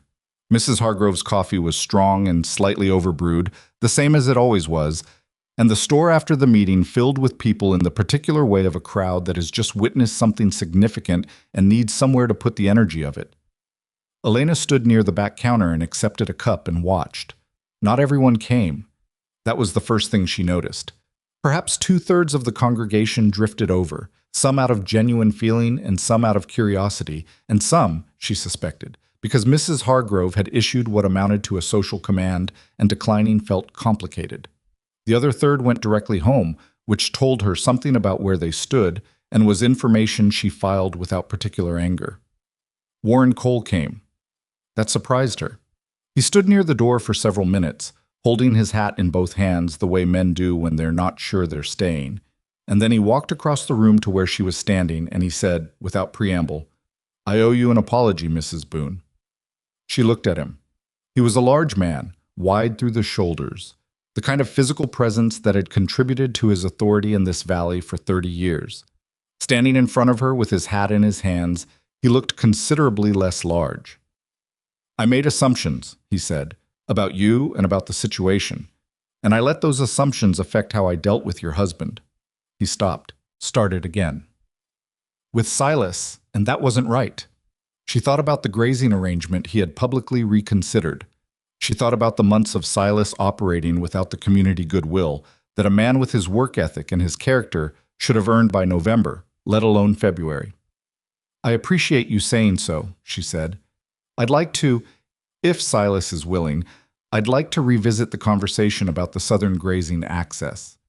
"That's between you and Silas," she said, "but I imagine he's willing to talk." Warren Cole nodded. He put his hat back on. He walked toward Silas, who was across the room with Pete, and Elena watched the two men shake hands with the slightly formal quality of people who are beginning something that both of them would rather have begun differently. Not everyone apologized. Dora Finch did not come to the store at all. Two of the women who had been her regular companions in the pew-adjacent whispering campaign spoke to Elena briefly, with the careful warmth of people trying on a new position and not yet certain it fit, and she received their words without ceremony and without cruelty, and moved on. There were people who never came around. She knew that before the meeting, and it remained true after it. Some positions, once taken, cannot be gracefully reversed without more cost than a person is willing to pay, and some people would rather carry the position forever than admit the weight of it. She had made her peace with that. Not because it didn't matter. It did, in the specific way that human exclusion always matters, in the low-grade ache of a community that is never quite fully yours. But because she had learned, through the particular curriculum of the last 2 years, to distinguish between the things that were genuinely hers to resolve and the things that belonged to other people's consciences. Caleb Mercer left Millhaven in June. She heard about it from Mrs. Hargrove, who heard it from the post office, which was where all reliable information originated in that town. He had taken a position somewhere in Colorado, a business arrangement of some kind. He went without ceremony or public announcement, which was perhaps the only genuinely graceful thing about the exit. He was simply there, and then he was not. Elena received this information on a Wednesday morning and sat with it for approximately 10 minutes, and then went back to the quarterly accounts, which needed finishing before Friday. She did not feel triumph. She had been braced for it, the possibility that his leaving might produce some satisfying finality, some sense of a scale balancing. It didn't arrive. What arrived instead was something quieter and more durable, the recognition that his absence from Millhaven was simply a fact, one piece in a landscape that had been reshaping itself since May, and that she had work to do and a child coming in September and a ranch that needed her attention, and those things were real in a way that Caleb Mercer's departure was not. She told Silas that evening, briefly, and he received it the same way she had. "You all right?" he said. "Yes," she said, and meant it. He nodded and passed her the bread, and that was the end of the conversation, which was the right length for it. Clara Boone arrived on the 4th of September, a Tuesday, which was an ordinary day in every respect until it wasn't. It was a long labor, harder than Dr. Whitmore had prepared her for, and there were several hours in the middle of it when Elena understood in her body, in the specific language of pain and effort, why this particular experience had historically been spoken of in serious terms. She did not feel brave during it. She felt the full weight of what was happening to her, and she did what she had done with most of the difficult things in her life. She stayed in it, kept moving through it, refused to require it to be over before it was ready. Silas was outside the door the entire time. She knew because she could hear him. He was not a pacer, as she had established, but he was making the exception on this occasion, and the irregular sound of his boots on the floorboards was not comforting exactly, but present in a way that mattered. When it was done, and Dr. Whitmore said what needed to be said, and the weight was in her arms, she said, "Silas." He came in. He stood at the edge of the room and looked at her, and she watched his face do the thing it had done on the March morning when she'd told him, the real response rather than the performed one, but larger this time. Something that moved through him like weather through a landscape, visible in everything. He sat on the edge of the bed. He looked at the baby. He looked at Elena. "She has your stubbornness," he said. Elena looked at the red, indignant face of her daughter. "You can't know that yet." "I can tell," he said. She laughed, which hurt, and stopped, and started again briefly. It was the first real laugh she had produced in what felt like a long time, the kind that arrives without being invited. Mrs. Hargrove came the next day, with her good hat and a covered dish and a practical list of things that would be needed in the coming weeks. She stood over the small bundle in the cradle that Pete had built in October with the focused consideration of a woman assessing quality, and she said, "She'll do." Pete said something similar when he saw her for the first time, a brief examination and a nod that constituted, from him, an endorsement of the highest order. Danny called her the prettiest thing on this property, which earned him a look from Pete. Reed stood at the doorway of the room for exactly 30 seconds, looked at the baby, looked at Elena, said, "Good," and left, which Elena had come to understand was Reed's version of an occasion. Burl made a cake. It was lopsided and the icing was applied with more enthusiasm than technique, and it was one of the best things Elena had eaten in months. The ranch in the years that followed was not a story of unbroken success, because nothing honest ever is. There were 2 lean years in the mid-decade when beef prices dropped and they had to negotiate with Henderson creditors in terms that were uncomfortable and careful. There was a summer when the pasture went dry early, and Silas and Pete made the call to sell 40 head earlier than planned and took a loss on the timing. Danny left for a larger operation in Montana, which was sad in the specific way of losing someone young who was ready for more than you had to offer, and they had 2 years of ranch hands who didn't stick before they found a solid crew again. Pete stayed, Reed stayed, in his minimal, reliable way. Burl's knee eventually made the work impossible, and he retired to his sister's place in Laramie, and they hired a cook named Josephine who was 30 years old and had opinions about everything and made considerably better biscuits than Burl ever had, which Elena told him when she wrote to him in Laramie and which he claimed to disbelieve. Clara was followed by a second daughter, May, in the 4th year, and then by twin sons, William and James, in the 7th, which arrived with the particular logistical impact of twins always does. Everything doubled at once: the noise, the need, the specific chaos of 2 new people making their initial demands on the world simultaneously. Elena managed this the way she managed most things, with accounting-level precision on the practical side and genuine ungovernable feeling on everything else. She was not a perfect mother. She was impatient sometimes, especially in the years when she was tired and the ranch needed attention and the children needed attention and there was only one of her. She had a temper she had not known about before children, or perhaps had known about and managed to suppress, but which emerged under sufficient sleep deprivation with the honesty of a thing that can no longer be maintained. She told May things more sharply than she meant to, sometimes, and the look on May's face in those moments would stay with her for days. She apologized when she was wrong. That was something she had decided early on, that she would be a person who said, "I was sharp with you, and I shouldn't have been to a 4-year-old, because a 4-year-old deserved the same honesty as anyone else, and because she had spent too long in a world where the powerful did not apologize for the damage they did to the less powerful, and she would not replicate that in her own house." Silas was not a perfect father either. He was present and committed and genuinely good with the children in the ways that mattered most. But he was also a man who dealt with everything by staying in forward motion, and there were times when the children needed someone to slow down with them, and he kept moving through it, checking on them the way he checked on the cattle, systematically, efficiently, looking for problems rather than sitting with feelings. Elena told him this once, plainly, and he went quiet in the way that meant he was actually hearing it, and he got somewhat better at it, not perfectly but meaningfully. They argued. Not often, but genuinely, with the full weight of 2 people who had chosen each other clearly and still managed to occupy different positions on things that mattered. They argued about money once, seriously, during the 2nd lean year, when Elena wanted to take on a credit arrangement that Silas thought was too risky and she thought was the only viable option. She turned out to be right, which he acknowledged without apparent resentment, which she had learned was one of his better qualities.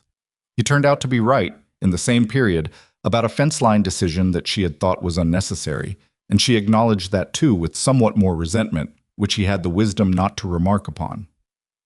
They stayed married, not because marriage was the expected thing, or because they had made a commitment and were therefore obligated regardless of what happened inside it, but because the actual daily texture of their life together was something both of them chose to keep choosing. That distinction mattered to Elena. She had seen what the obligatory version looked like from the inside. She was not interested in replicating it. What? Millhaven changed, as towns do. Slowly, not linearly, not in the direction anyone would have predicted. Some of the people who had been most fixed in their positions softened over years, the way fixed things sometimes do when the evidence keeps presenting itself without drama. Warren Cole became, if not a friend, something that functioned like one. A reliable neighbor who lent equipment when needed and accepted the same in return, and had a beer with Silas at the depot sometimes, and never specifically referenced the May meeting or the months before it, which was fine. Some things don't need to be relitigated, they just need to stop being in the way. Dora Finch never came around. She moved to live with her daughter in Nebraska in the 8th year, and Elena's primary feeling about this was a mild relief at the reduction of atmospheric pressure, which was honest if not generous. She was working on generosity. It was slower going with some people than others. Dr. Whitmore retired in the 6th year, and on the occasion of a small gathering the community organized for him, Elena went. She stood in the room and shook his hand, and he held her hand for a moment longer than a handshake requires, and looked at her with the expression of a man who has been carrying an amended accounting of himself for years. "I'm glad things went the way they did," he said. "Thank you for what you said in May," she said. It was not a full absolution. She had thought about whether it should be, whether she owed him the clean version of her forgiveness, the one with no residue. She had decided that what she owed him was honesty, which was, she was grateful he had spoken, and she had not entirely forgotten the 6 years before he did. And both things were true simultaneously, and she was not going to pretend otherwise. He seemed to understand this. He nodded. He moved on to the next person. She stood by the window for a moment and thought, "That's enough. It doesn't have to be more than that." The question came from Clara on a Sunday morning in what must have been the 11th or 12th year, when Clara was old enough to notice things and young enough to ask about them without the self-consciousness that age installs. They were arranging themselves in the last pew, which was now considerably more crowded than it had been in the early years, the Boone family having expanded to the point where they occupied a respectable length of the bench. And Clara looked at the row and then looked at her mother and said, "Why do we always sit here? In the back?" Elena looked at Silas. He looked back at her with the expression of a man who has been waiting for this question with mild interest for several years. Clara was watching her with the particular focused attention of a child who has asked something and can tell it's not as simple as it looked. Elena thought about how to answer this. She had thought about it before, hypothetically, knowing the question was coming in the way that parents know the questions are coming, the ones with real weight underneath them. She could give the partial answer, the simple one, the one that was true but not complete.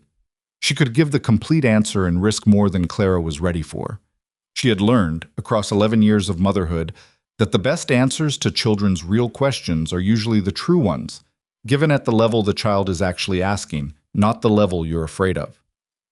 "This is where your father first made room for me when no one else would," she said. Clara looked at the bench, then at her father, then back at her mother. "Nobody wanted to sit with you," she said. "Not for a while," Elena said. "Why?" Elena thought about this for a second. May was listening too, now, with the slightly sideways attention she always used when she didn't want anyone to know she was listening. The twins were doing what the twins always did, which was existing at a volume slightly above what the situation required, but they were 7, and that was appropriate. "Because people had decided something about me," Elena said. "That wasn't true. And your father was new here, and he hadn't decided anything yet. He just sat down." Clara considered this with the seriousness she brought to most things. "And that changed everything?" Elena looked at Silas again. He had his arms folded across his chest, and the particular expression that meant he was paying close attention while appearing not to. "It started something," Elena said. "That's not quite the same thing. What changed everything was what happened after, but—" She looked at the bench, the plain wooden bench that had held her solitude for 2 years, and now could barely contain her family. It had to start somewhere, and it started here. Clara thought about this for a moment more. Then she sat back against the pew and looked at the front of the church with the expression of a child who has received an answer and is now doing something with it. May, from Elena's other side, said quietly, still maintaining the pretense of not having been listening, "That was a good thing he did." "Yes," Elena said, "it was." Silas, without looking at either of them, said, "You're both very subtle." May made a sound of protest. Clara laughed. One of the twins knocked something over, and the ordinary Sunday noise of the Boone family settled back into its usual register, and the service began. There is a particular thing that happens to people who have been through a long diminishment and come out the other side of it. Not all of them, not always, but sometimes. They develop a quality of attention to other people's exclusions that people who have not been through it don't quite have. An eye for the empty row. An instinct for the person at the edge of things who has been placed there by the community's unspoken consensus. Elena had this. She knew she had it. She had found the woman at the feed store one November who was being handled with the particular careful distance of someone recently divorced, and she had stopped to talk, not about anything significant, just the ordinary talk of two people in the same place, and she had watched the woman's shoulders change slightly as the conversation went on, the specific relaxation of someone who has been braced for a long time and been given a moment's reprieve. She had not announced this as meaningful. She had just done it and moved on. She did it other times, in other forms, without organizing it into anything, without making it a project or a mission, because she was not the kind of person who needed to convert her own experience into a cause. It was simpler than that. She simply knew what it felt like to be in the empty row, and she knew what it felt like when someone sat down without making a production of it. And so she did that for other people when she saw the opportunity, and she did not require them to thank her for it, and she moved on. Silas did the same thing, in his own register, with the same absence of announcement. It was one of the things they had in common without having discussed it.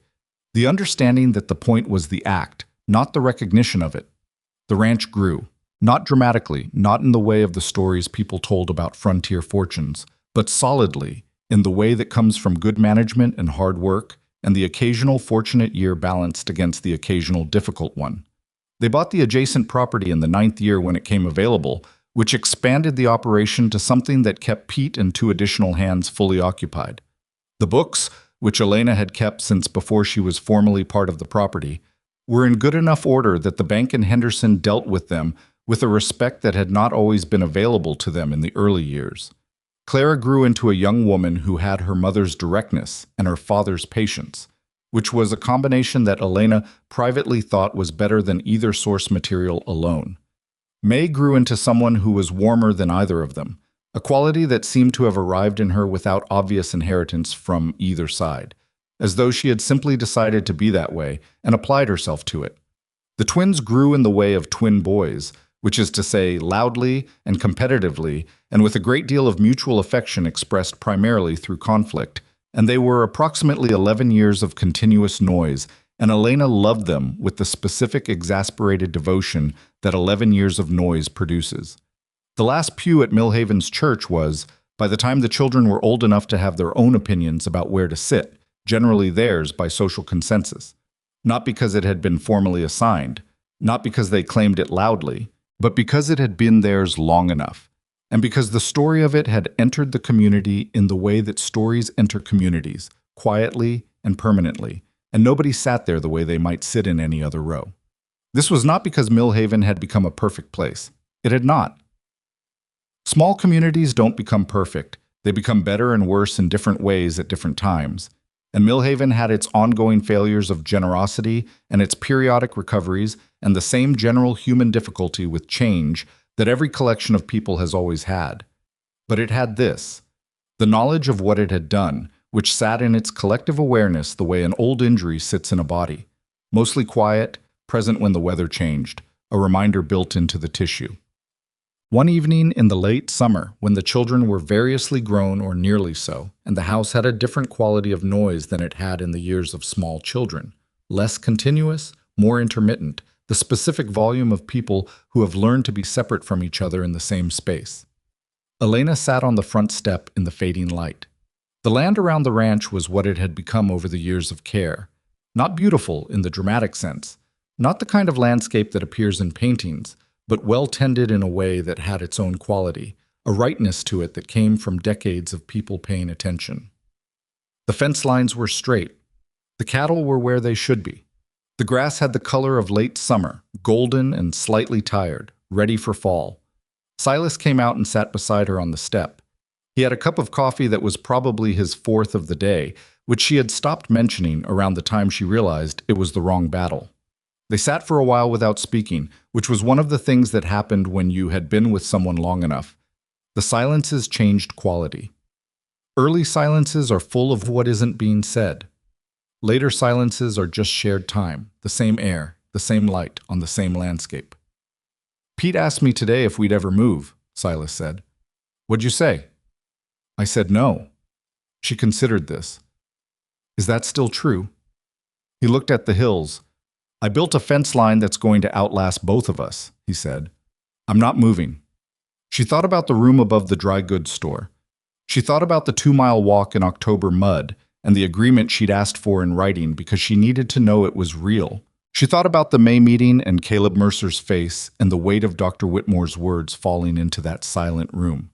She thought about Clara's question and May's quiet observation and the twins at 7 knocking things over in the back pew. She thought, this is what it looks like.